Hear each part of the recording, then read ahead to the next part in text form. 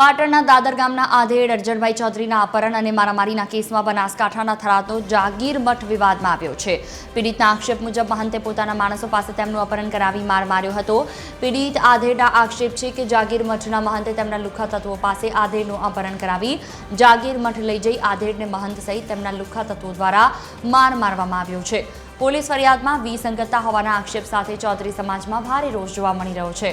આજે પાલનપુર એસપી કચેરીએ મોટી સંખ્યામાં એકઠા થયેલા સમાજના લોકોએ મુખ્ય આરોપીનું નામ ઉમેરવાની માંગ કરી હતી। સાથે ન્યાય નહીં મળે તો ઉગ્ર આંદોલનની ચીમકી પણ ઉચ્ચારી છે।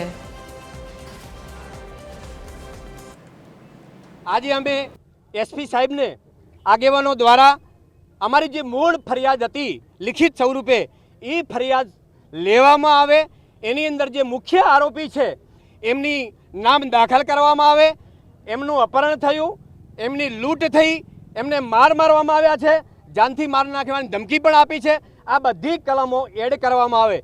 આમાં અમે પણ અપેક્ષા રાખીએ છીએ કોઈ નિર્દોષને સંડાવવો જોઈએ, પણ જે ખરેખર કાયદેસર જે ગુનેગાર છે એને કડકમાં કડક સજા થવી જોઈએ।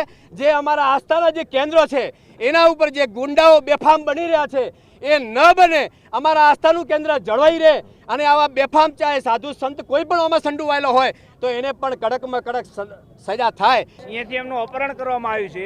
અપહરણ કરીને એમને દેવ દરબાર જગ્યાની અંદર લઈ જઈ અને બાંધીને ઢોર મારવામાં આવે છે। જગ્યાનો મન તેમની ઉપર સિતમ ગુજારે છે। એક બંધ ઓરડીની અંદર પૂરી અને એમને દોરડાથી બાંધે છે। બંદૂકની નાળી અને તમંચો ભીડાઈ એમને ધાક ધમકી આપે છે કે અહીંથી બહાર નીકળ્યા પછી કાંઈ પણ અવાજ કર્યો છે તો તને મારી નાખવામાં આવશે, તારા ગાદીના મંતને પણ મારી નાખવામાં આવશે, તું સાયલેન્ટ થઈ જાજે અને મેં તને 1 વર્ષથી ધમકી આપતો હતો।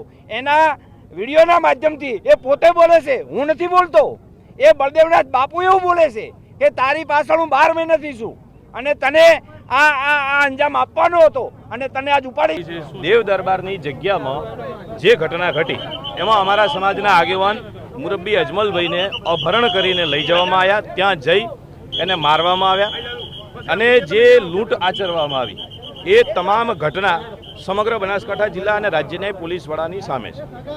આ ઘટનાના સંદર્ભે આજે ચૌધરી સમાજ આવેદનપત્ર આપવામાં આવ્યો હતો કે જે ઘટના ઘટી છે એની મૂળ સ્વરૂપે ફરિયાદ લેવામાં આવે।